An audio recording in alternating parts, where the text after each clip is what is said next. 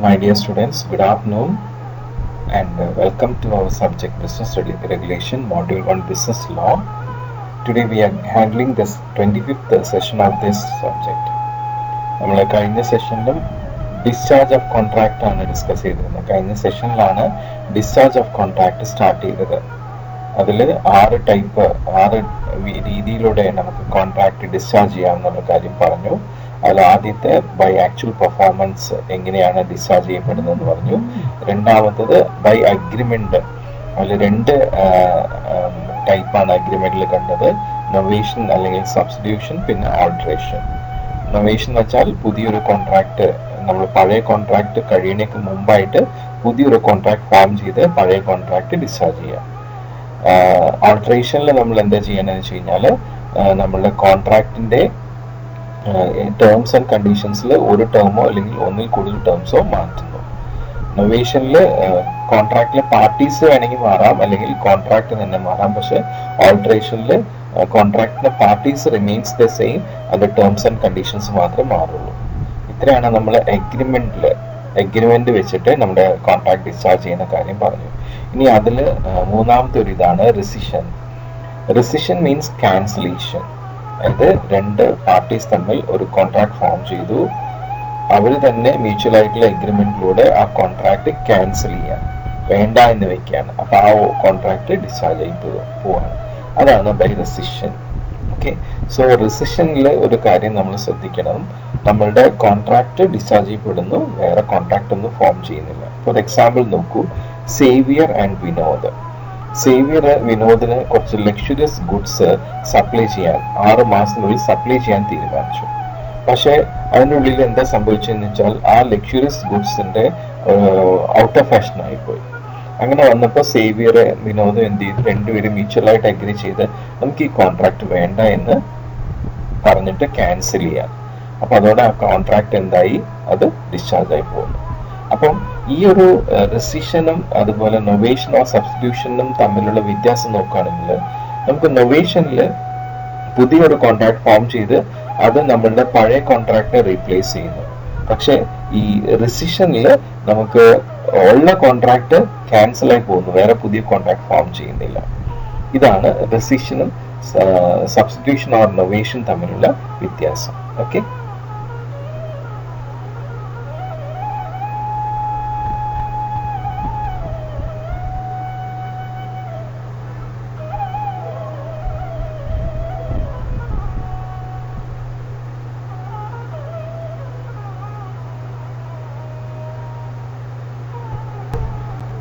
Okay dear students, നമ്മളുടെ discharge of contract through അഗ്രിമെന്റിൽ നമ്മൾ കഴിഞ്ഞ സ്ലൈഡിൽ റെസിഷൻ കണ്ടിരുന്നു അല്ലേ. ഇനി നെക്സ്റ്റ് നമുക്ക് വരുന്നത് റെമിഷൻ ആണ്. റെമിഷൻ എന്താ വെച്ച് കഴിഞ്ഞാൽ, ഒരു കോൺട്രാക്റ്റിൽ നമ്മൾ എന്താണ് പെർഫോം ചെയ്യാനായിട്ട് തീരുമാനിച്ചിരുന്നത് അതിലും കുറവായിട്ടുള്ള കാര്യം കുറവ് പെർഫോമൻസ് എന്നുള്ള രീതിയിൽ വേറൊരു കാര്യം തീരുമാനിച്ചിട്ട് അതിലൂടെ നമ്മളുടെ നേരത്തെയുള്ള കോൺട്രാക്ട് ഡിസ്ചാർജ് ആയി പോവുക. ഒന്നുകൂടി പറയാം, നമ്മളൊരു കോൺട്രാക്റ്റിൽ എന്താണ് പെർഫോം ചെയ്യാൻ തീരുമാനിച്ചിരുന്നത് അതിലും കുറവായിട്ടുള്ള ഒരു പെർഫോമൻസ് രണ്ടാമത് തീരുമാനിച്ച് അത് അക്സെപ്റ്റ് ചെയ്യുക. സോ ദാറ്റ് ആദ്യത്തെ കോൺട്രാക്റ്റിലുള്ള പെർഫോമൻസ് അത് ഡിസ്ചാർജ് ചെയ്ത് പോവാം. അതാണ് റിമിഷൻ. ഓക്കെ, എക്സാമ്പിൾ പറയുമ്പോൾ നിങ്ങൾക്ക് കൂടുതൽ മനസ്സിലാവും. റമീസ് ആൻഡ് യാസർ. റമീസ് യാസറിൽ നിന്നും 5000 റുപ്പീസ് വാങ്ങിച്ചു. 2 പേരും വളരെ ക്ലോസ് ഫ്രണ്ട്സ് ആണ്. അപ്പൊ യാസറിന് പിന്നെ തോന്നുകയാണ്, അവന് അത്യാവശ്യം ആയതുകൊണ്ടാണല്ലോ 5000 വാങ്ങിച്ചത്, നമുക്കിനി അവൻ്റെ അടുത്ത് ആ 5000 ഫുള്ളും തിരിച്ചു മേടിക്കണ്ട, കുറച്ച് എമൗണ്ട് മേടിച്ചാൽ മതി. അങ്ങനെ യാസർ എന്ത് ചെയ്തു, റമീസിനോട് പറയണ, എടാ നീ അന്ന് എൻ്റെ അടുത്ത് 5000 വാങ്ങിച്ചാണ്, അതിൽ 1000 രൂപ എൻ്റെ വാങ്ങിയിരിക്കട്ടെ, നീ എനിക്ക് 4000 രൂപ തന്നാൽ മതി എന്ന് പറയാം. ഓക്കെ, അപ്പൊ എന്തായി, റമീസ് 5000 റുപ്പീസ് പെർഫോം ചെയ്യേണ്ടതായിരുന്നു. പക്ഷെ യാസർ അത് പറഞ്ഞിട്ട് മ്യൂച്വലായിട്ട് 2 പേര് അഗ്രി ചെയ്തിട്ട് അതിലും കുറച്ചുള്ള പെർഫോമൻസ് 4000 കൊടുത്താൽ മതി എന്നുള്ള ഒരു തീരുമാനത്തിലായി. അപ്പോൾ ആ 5000 പെർഫോം ചെയ്യണം എന്നുള്ളത് അവിടെ ഡിസ്ചാർജ് ചെയ്തു. ഓക്കെ, അതാണ് എന്ത്, by remission, discharge of contract. ഇനി ബൈ വേവർ. വേവർ നമ്മളുടെ ഈ പറയുന്ന ക്യാൻസലേഷൻ പോലെയാണ്, നമ്മളെ റെസിഷൻ പോലെ തന്നെ. ഓക്കെ, അതിൽ എന്താ ചെയ്യുന്നത് വെച്ചാൽ ഒരു കോൺട്രാക്റ്റിലുള്ള രണ്ട് പാർട്ടീസും അവരുടെ റൈറ്റ്സ് വേണ്ട എന്ന് വെക്കുന്നത്. രണ്ടുപേരും മ്യൂച്വൽ ആയിട്ടുള്ള കൺസേൺ, രണ്ടുപേരും സ്വമനസാലെ ഒരുമിച്ച് അഗ്രി ചെയ്തിട്ട് എന്ത് ചെയ്യുന്നു, അവരുടെ മ്യൂച്വൽ ആയിട്ടുള്ള റൈറ്റ്സ് വേണ്ട എന്ന് വെക്കുന്നത്. ഓക്കെ, അതാണ് നമ്മളുടെ ഈ വീവർ എന്ന് പറയുന്നത്.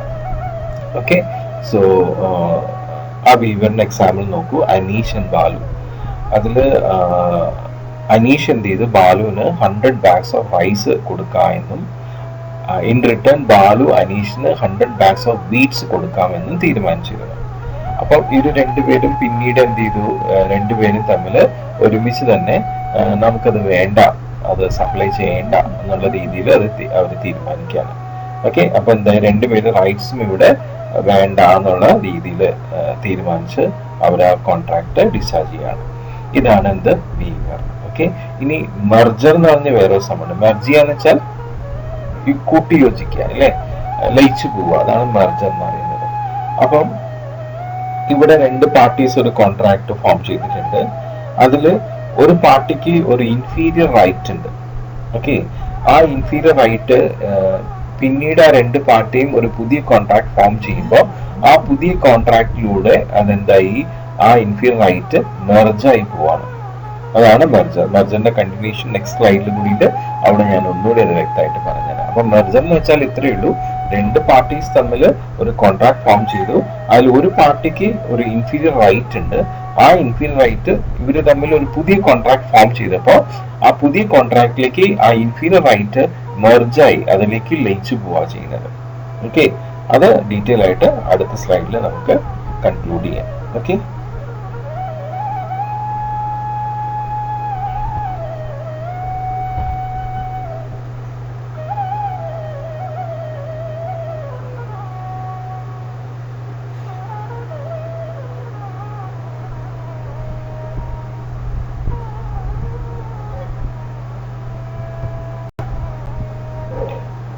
ഓക്കെ മൈ ഡിയർ സ്റ്റുഡൻസ്, നമ്മൾ മെർജറിനെ കുറിച്ചിട്ടാണ് നമ്മൾ പറഞ്ഞുകൊണ്ടിരുന്നത്, അല്ലേ?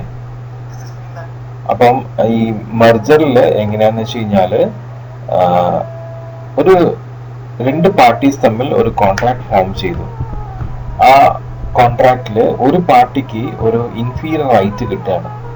ഓക്കെ, എന്നിട്ട് ഇവര് തമ്മിൽ പുതിയൊരു കോൺട്രാക്ട് ഫോം ചെയ്തു. ആ പുതിയ കോൺട്രാക്റ്റില് ഈ ഇൻഫീരിയർ റൈറ്റ് ഉള്ള ആൾക്ക് ഇൻഫീരിയർ റൈറ്റിന് പകരം ഒരു സുപ്പീരിയർ റൈറ്റ് ആണ് കിട്ടുന്നത്. അപ്പോ ആ സാഹചര്യത്തില് ആ ഇൻഫീരിയർ റൈറ്റ് പുതിയ കോൺട്രാക്റ്റിലുള്ള സുപ്പീരിയർ റൈറ്റിലേക്ക് ലയിച്ചു പോകും. ഓക്കെ, അതാണ് മെർജർ. എക്സാമ്പിൾ പറയുമ്പോൾ നിങ്ങൾക്ക് വളരെ കൃത്യമായി മനസ്സിലാവും. മോഹൻ ആൻഡ് രാജേഷ്. മോഹന്റെ ഉടമസ്ഥയിലുള്ള വീട്ടിലാണ് രാജേഷ് വാടകയ്ക്ക് താമസിക്കുന്നത്, വാടകക്കാരനായിട്ട്. അപ്പോൾ ഇവിടെ രാജേഷിന് കിട്ടുന്ന ഒരു ഇൻഫീരിയർ റൈറ്റ് എന്ന് വെച്ചാൽ വാടകക്കാരൻ എന്നുള്ള ഒരു ഇൻഫീരിയർ റൈറ്റ് ആണ്. ഓക്കെ, ഇറ്റ് മീൻസ് ആ വീട് അയാൾക്ക് താമസിക്കാൻ ഉപയോഗിക്കാം. ആ വീട് ആ രീതിയിൽ അയാൾക്ക് അവിടെ അയാൾക്ക് അയാളുടെ ഫാമിലി ആയിട്ട് കഴിയാം.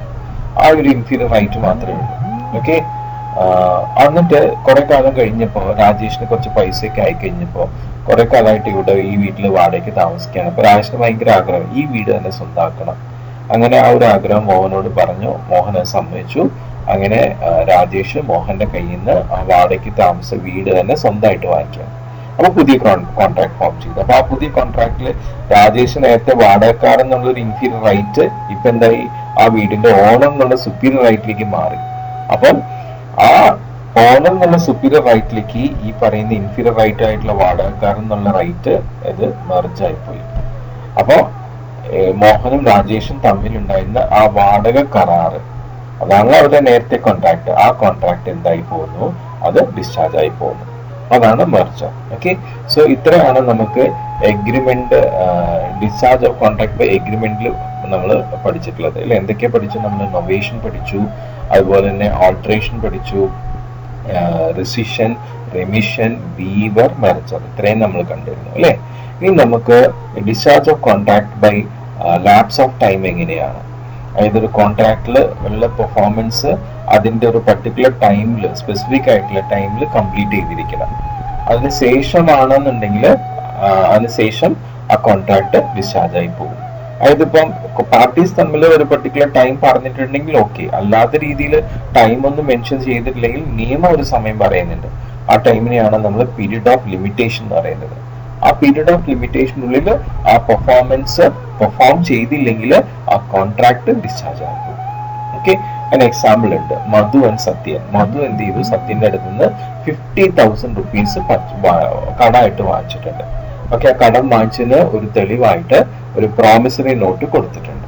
അപ്പം കുറെ അങ്ങനെ കൊടുത്ത ശേഷം കുറെ കാലമായിട്ട് മധു സത്യന് ആ 50,000 കൊടുത്തില്ല. അങ്ങനെ വന്നു കഴിഞ്ഞപ്പോ പിന്നെ സത്യന് തോന്നുകയാണ് ഇയാളുടെ കയ്യിൽ നിന്ന് ഈ പൈസ ഈടാക്കാൻ നമുക്ക് കോർട്ടിനെ സമീപിക്കാം.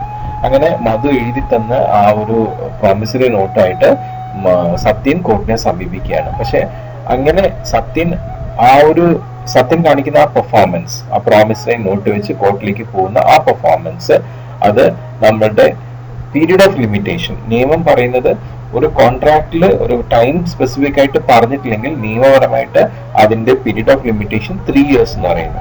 അപ്പൊ സത്യൻ ഈ പ്രോമിസറി നോട്ട് കൊണ്ട് കോർട്ടിനെ സമീപിക്കുന്നത് ആ 3 yearനുള്ളിലുള്ള ഏതെങ്കിലും ഒരു സമയത്തായിരിക്കണം. അല്ലാതെ മധു പൈസ വാങ്ങിച്ചിട്ട് 3 വർഷം കഴിഞ്ഞിട്ടാണ് സത്യൻ ഈ പറയുന്ന പ്രോമിസറി നോട്ടായിട്ട് കോർട്ടിലേക്ക് പോവുകയാണെങ്കിൽ സ്വാഭാവികമായിട്ടും കോർട്ടിനൊന്നും ചെയ്യാൻ പറ്റില്ല. ബിക്കോസ് ആഫ്റ്റർ 3 years ആ പീരീഡ് ഓഫ് ലിമിറ്റേഷൻ കഴിഞ്ഞാൽ ആ കോൺട്രാക്ട്, ദാറ്റ് മീൻസ് ആ പ്രോമിസറി നോട്ട് ലാപ്സ് ആയി പോകും. ഓക്കെ, സോ അതാണ് discharge by lapse of time എന്ന് പറയുന്നത്. ഓക്കെ,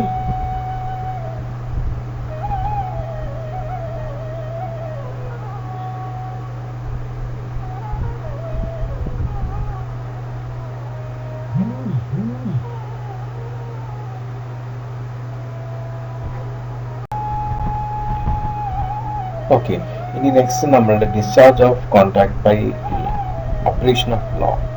അത് 2 ആസ്പെക്റ്റിലാണ് വരുന്നത്. By the death of a person and by insolvency.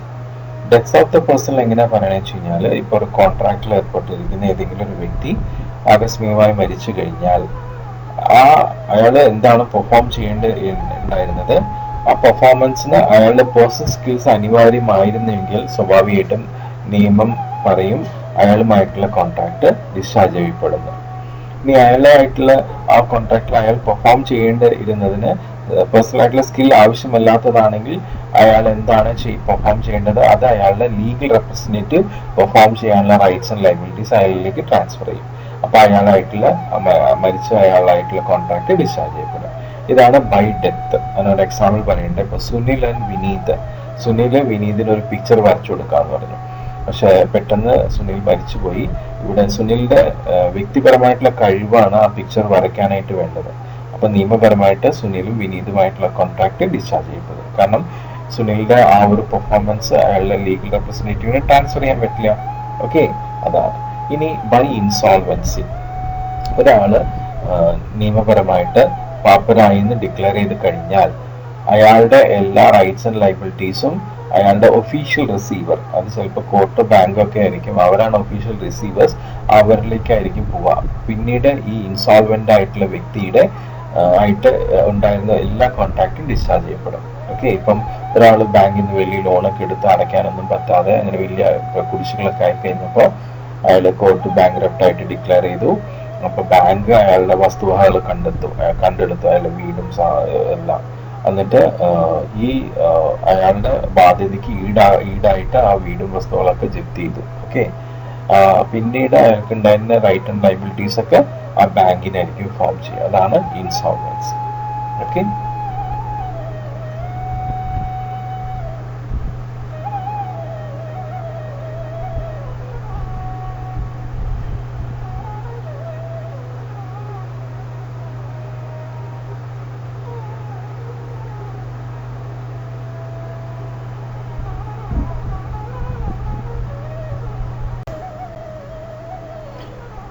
Okay dear students, ഇനി നെക്സ്റ്റ് നമുക്ക് നോക്കാനുള്ളത് നമ്മുടെ discharge of contract due to impossibility of performance.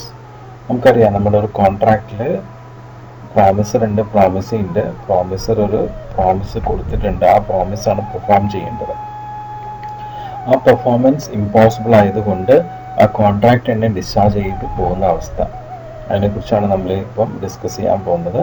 അത് രണ്ട് രീതിയിലാണ് ആ ഇമ്പോസിബിലിറ്റി ഓഫ് പെർഫോമൻസ് ഉണ്ടാവുക. ഒന്ന് കോൺട്രാക്ട് ഫോം ചെയ്യുന്ന സമയത്ത് തന്നെ ആ പെർഫോമൻസ് ഇമ്പോസിബിൾ ആവുക, അല്ലെങ്കിൽ കോൺട്രാക്ട് ഫോം ചെയ്തതിന് ശേഷം സബ്സിക്വൻ്റ് ആയിട്ട് ആ പെർഫോമൻസ് ഇമ്പോസിബിൾ ആവുക. അല്ല, ആദ്യത്തെ കണ്ടീഷനാണ് നമ്മൾ ആദ്യം നോക്കുന്നത്. That is impossibility of performance at the time of formation of contract. Contract form ചെയ്യുന്ന സമയത്ത് അതിൻ്റെ പെർഫോമൻസ് ഇമ്പോസിബിലിറ്റി ഉണ്ടാവുക. അത് രണ്ട് രീതിയിലാണ്. ഒന്നില്ലെങ്കിൽ ചിലപ്പോൾ നമ്മുടെ കോൺട്രാക്റ്റിലെ പാർട്ടീസ് തമ്മിൽ ആ ഇമ്പോസിബിലിറ്റി ഓഫ് പെർഫോമൻസിനെ കുറിച്ച് അവെയർ ആയിരിക്കും, ചിലപ്പോൾ അവെയർ ആവാത്ത വേറൊരു ഇൻസ്റ്റൻസ് ഉണ്ടാവും.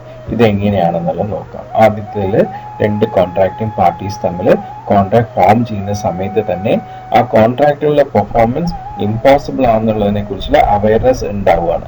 സത്യത്തിൽ അങ്ങനെയുള്ള കോൺട്രാക്ട് വോയിഡ് ആണ്, അങ്ങനത്തെ കോൺട്രാക്ട് ഫോം ചെയ്യാനേ പാടില്ല. ഇനി അഥവാ ഫോം ചെയ്താൽ അത് എന്തായി, അത് ഡിസ്ചാർജ് ആയി പോവും. രണ്ടാമത്തെ കേസിൽ എങ്ങനെയാ വെച്ച് കഴിഞ്ഞാൽ രണ്ട് പാർട്ടീസ് കോൺട്രാക്ട് ഫോം ചെയ്യാണ്, പക്ഷെ കോൺട്രാക്ട് ഫോം ചെയ്യുന്ന സമയത്ത് അതിന്റെ പെർഫോമൻസിന്റെ ഇമ്പോസിബിലിറ്റിയെ കുറിച്ച് അവർ അവെയർ അല്ല. ഓക്കെ, അങ്ങനെ കോൺട്രാക്ട് ഫോം ചെയ്തു, പക്ഷെ പിന്നീട് കോൺട്രാക്ട് ഫോം ചെയ്തതിന് ശേഷമാണ് അവർ അറിയുന്നത് അതിന്റെ പെർഫോമൻസ് ഇമ്പോസിബിൾ ആണ്.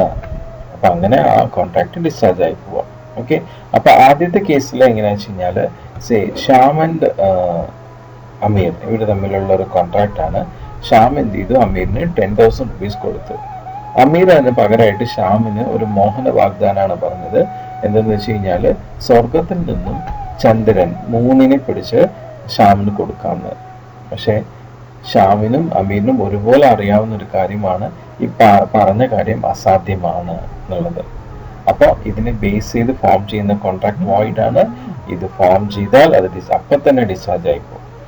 രണ്ടാമത്തെ കേസിലെ എക്സാമ്പിൾ എന്ന് വെച്ച് കഴിഞ്ഞാൽ ഹരി ആൻഡ് യദു.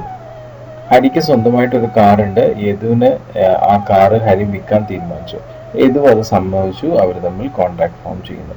പക്ഷെ ഇവർ കോൺട്രാക്ട് ഫോം ചെയ്യുന്നതിന് മുമ്പ് തന്നെ ഹരിയുടെ കാറ് ഒരു ഫയർ ആക്സിഡന്റിൽ കത്തിപ്പോയി. പക്ഷെ ഈ വിവരം ഹരിയോ യദുവോ അറിയുന്നില്ല. അവർ കോൺട്രാക്ട് ഫോം ചെയ്ത ശേഷം ആണ് ഈ കാര്യത്തെക്കുറിച്ച് അറിയുന്നത്. അങ്ങനെ വരുമ്പോൾ ആ കോൺട്രാക്ട് ഡിസ്ചാർജ് ചെയ്യും. സോ ഇതാണ് നമുക്ക് ഇന്നത്തെ സെഷനിൽ പഠിക്കാനുള്ളത്. ഇനി ബാക്കി നമുക്ക് അടുത്ത സെഷനിൽ കാണാം. So till then it's bye and all of you take care. Okay.